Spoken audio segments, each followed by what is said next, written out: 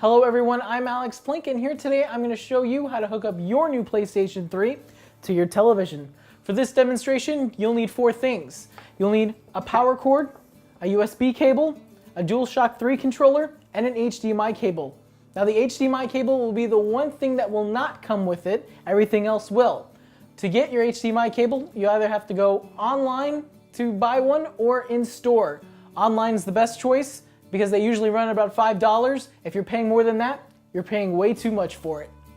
There are 3 different types of the PlayStation 3. The oldest one, or the fat version, is the one that we're using today. There's also the slim version, or the super slim version, which is the newest one released. Regardless of which PlayStation 3 version you have, they all set up exactly the same. Now, let's get started. First, I'm going to assume that your TV is plugged in and ready to go. Next, you want to take your power cord, plug this end into the back of your PlayStation, and you want to plug this end into the outlet.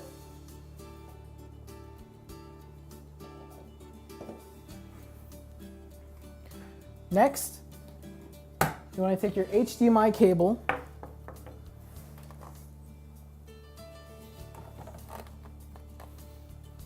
plug this end into HDMI out, and plug this end where it says HDMI in. Now if you have a standard definition TV, you're going to get a red, white, and yellow cable that came with your PlayStation 3. You're going to plug these ends into the corresponding colors in back of your TV, and you're going to plug this end to where it says multi-out. Next, once your HDMI cable is plugged in and your power cord is plugged in, flick the switch above the power cord, and once you see a red light on your PlayStation 3, it is ready to go. Now that we have the PlayStation connected, let's look at the controller. This is a fully wireless and Bluetooth controller. Now, if you've opened your PlayStation console for the first time, there's one problem. The controller and the console are not what is called paired. Let's fix this. Take your USB cable, you're going to plug the smaller end into the controller, and you're going to take the larger end and plug it into the port. It doesn't matter which port you plug it into. Once you have that, press the PlayStation logo button. It should give a beep, and the light should turn from red to green, and your PlayStation is on. Now that the PlayStation 3 is on, and the controller and the console are paired, you can unplug the USB cable from the controller and go completely wireless. However, when the battery is low, to charge the PlayStation 3 controller, just take your USB cable, plug it in, and it's charging. No change of batteries needed. Now let's look at the TV. You're going to turn it on. Now would you look at that? That's not right. Don't panic. Here's how to fix it.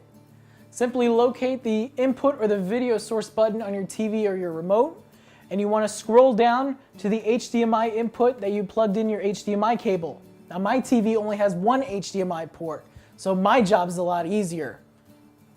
All you do is select the HDMI input, and would you look at that?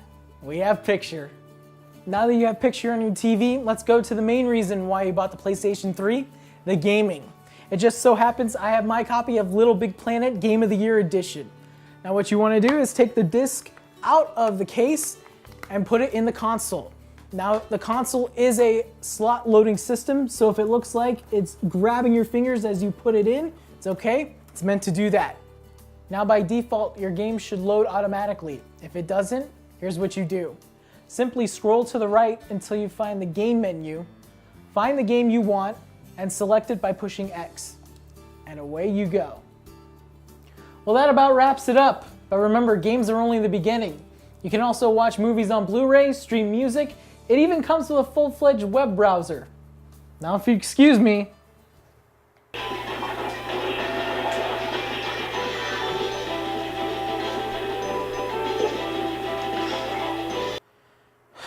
I hate it when that happens. This is Alex Plink, NT TV.